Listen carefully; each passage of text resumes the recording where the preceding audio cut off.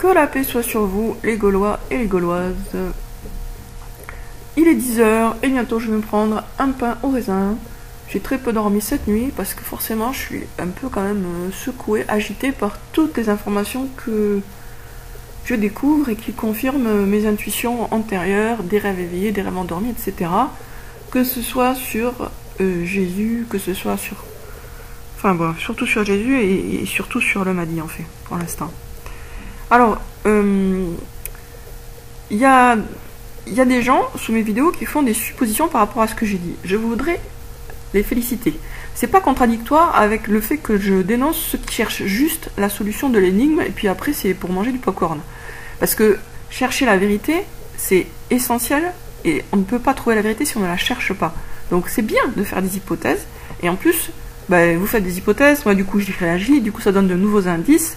Et moi aussi, ça me permet d'avancer parce que je l'ai constaté dans ma vie, et là je le constate ces derniers jours. Plus on divulgue des informations, et plus on en reçoit. Et moi, là, depuis que j'ai ouvert certains sujets, j'ai reçu beaucoup de nouvelles informations. Donc, et puis par la voie normale, la voie des textes, etc.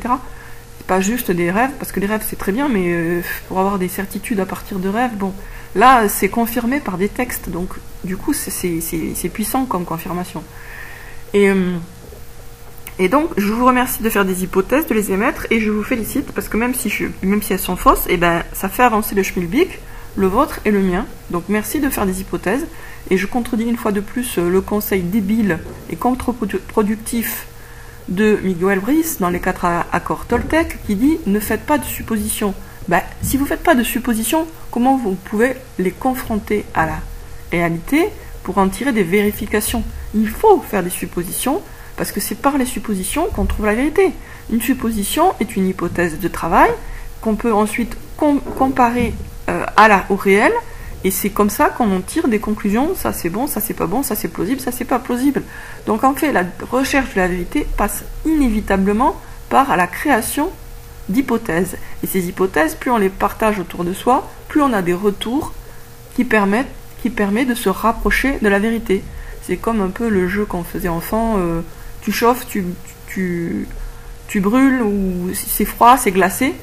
Quelqu'un qui cherche un objet caché, on lui indique s'il se rapproche ou non de l'endroit où est caché l'objet, en lui disant tu chauffes, non là c'est froid. Bon là c'est un peu pareil, et ça permet au final de trouver, comme ça on trouve un truc. Les hypothèses, c'est un peu le même principe finalement. Donc merci pour vos hypothèses, et elles sont fausses, mais je vais y répondre, et c'est toujours intéressant. Alors, donc, il y a quelqu'un qui a émis l'hypothèse que je pensais à Gérard Depardieu pour la réincarnation du prophète Mohammed. Alors, il y a peut-être un petit lien effectivement entre Gérard Depardieu et l'Algérie. Et puis c'est vrai que Gérard Depardieu s'est converti à l'islam, mais de façon très éphémère. Après, il en est sorti. Mais c'est pas lui. Alors, quelles sont les différences dans l'image? Alors, Gérard Depardieu est connu à l'étranger aussi. Il n'est pas connu qu'en France. Il est très connu aux États-Unis, par exemple, il me semble.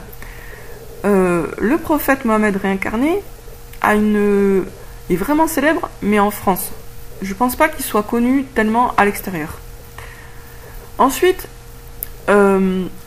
Gérard Depardieu, on le voit beaucoup sur les plateaux de télé, etc. Je pense qu'on l'a beaucoup vu sur les plateaux de télé.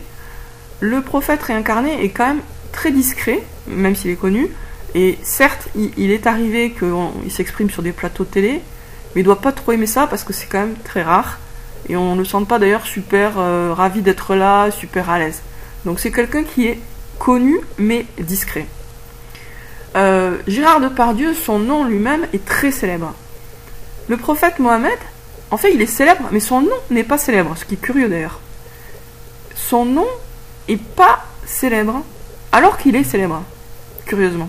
Donc les gens connaissent sa tête, connaissent sa voix, mais son nom lui-même, c'est pas... c'est genre, hein, voilà, c'est comme ça, c'est pas tout de suite. Ça met du temps. C'est curieux, hein? C'est marrant parce qu'en fait, en le disant, je trouve, ça me fait ressortir à mes propres yeux le côté un peu particulier de son profil, de sa célébrité. Ensuite, Gérard Depardieu, il est pas super sympa, hein, il donne pas cette impression-là, il fait plutôt force de la nature, brutasse quoi, il a quelque chose de brutasse. Le prophète Mohammed, il a quelque chose de subtil. Et en même temps, pour ce qui est de l'âge, hein, il est à peu près, je pense, de l'âge de Gérard Depardieu. Mais il n'a pas du tout le même style de personnalité. Donc il est discret, il a quelque chose d'un peu subtil dans sa façon de s'exprimer. Il a une façon de s'exprimer qui est... Enfin, il parle bien, le prophète Mohammed.